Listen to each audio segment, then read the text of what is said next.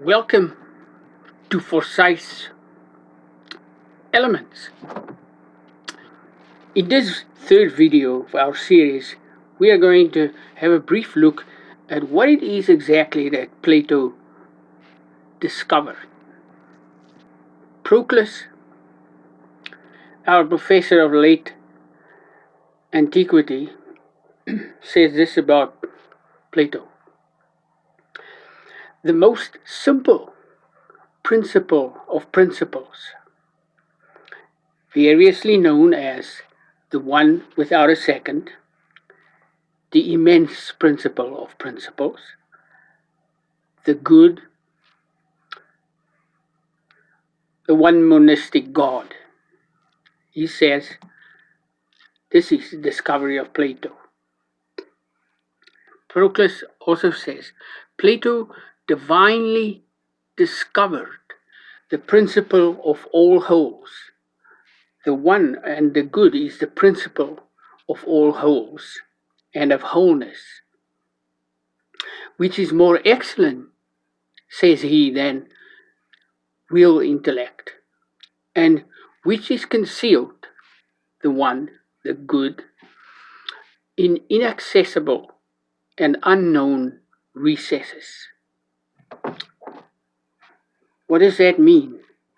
He refers to the mystical and the mythological with the expression unknown recesses.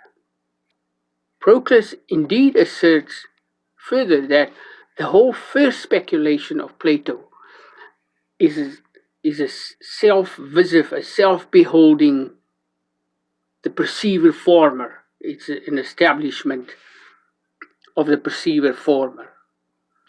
Well, he calls this an internal conjunction of the partial intellect of the human soul and of real intellect. In our soul series, we lightly touch on this issue. Psychological contact between outer and inner worlds is a central theme in the mythology of projection. And it's accomplished through the active engagement and the full ownership of all the happenings in one's life, even the very minute aspects of difficulties and obstacles one encounters. Internal contact is gained, as it were, through a stepwise learning ascent, in the analogy of an internal ladder that one climbs up with each step of our understanding to higher knowledge, and through a long contemplative practice to an interior and an internal higher dimensional intellect, which from our perspective is a wholeness. Never heard of this before?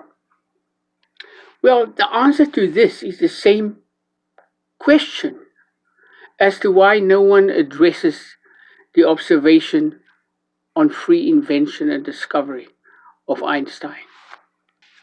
But how could such an idea as this possess any reality, especially in today's scientific time?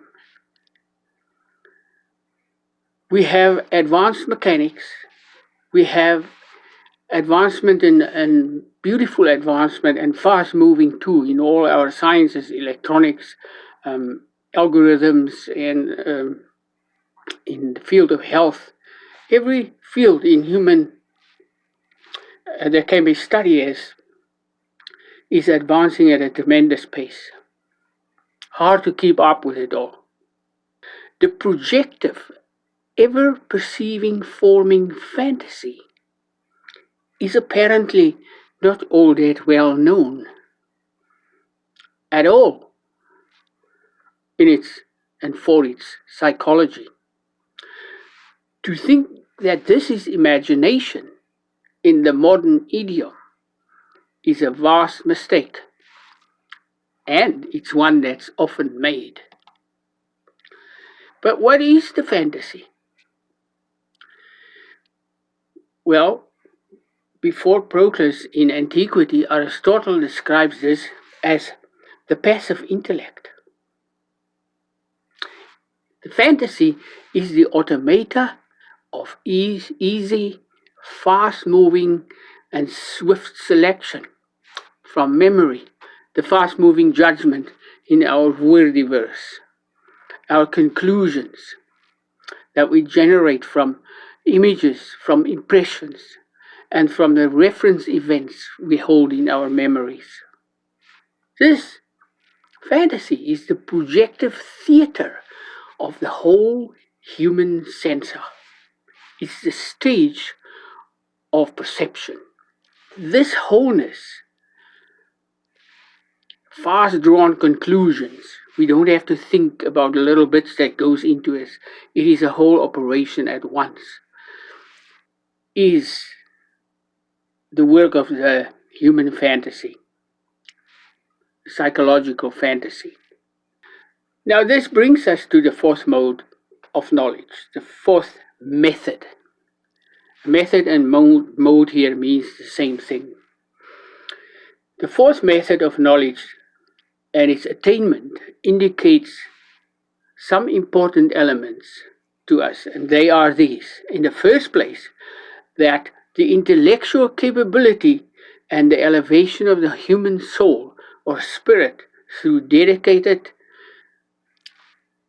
learning and discovery is the means of its attainment.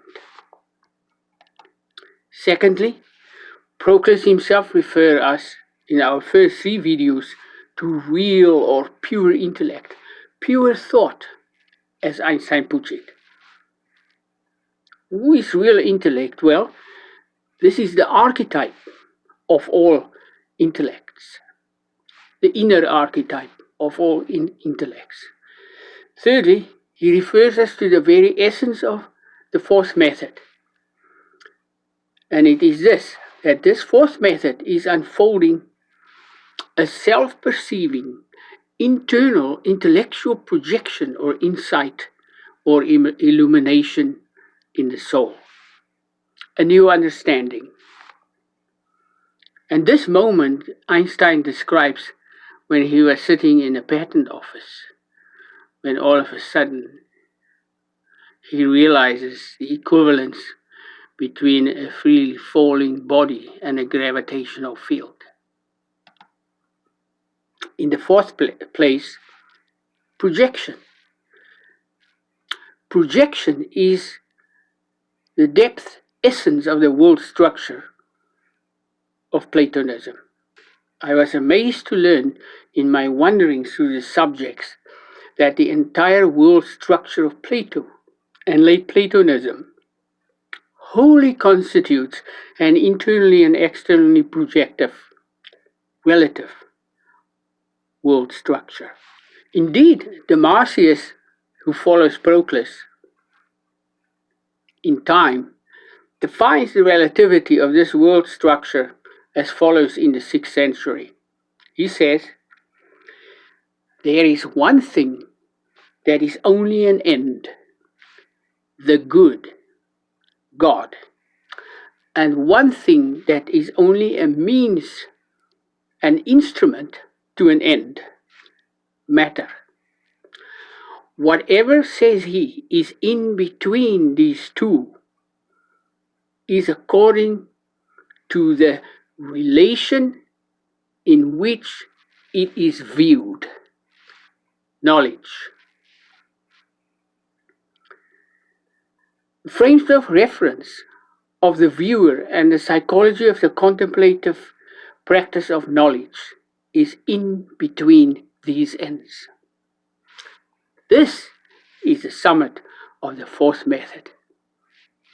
And that is the subject of our next video.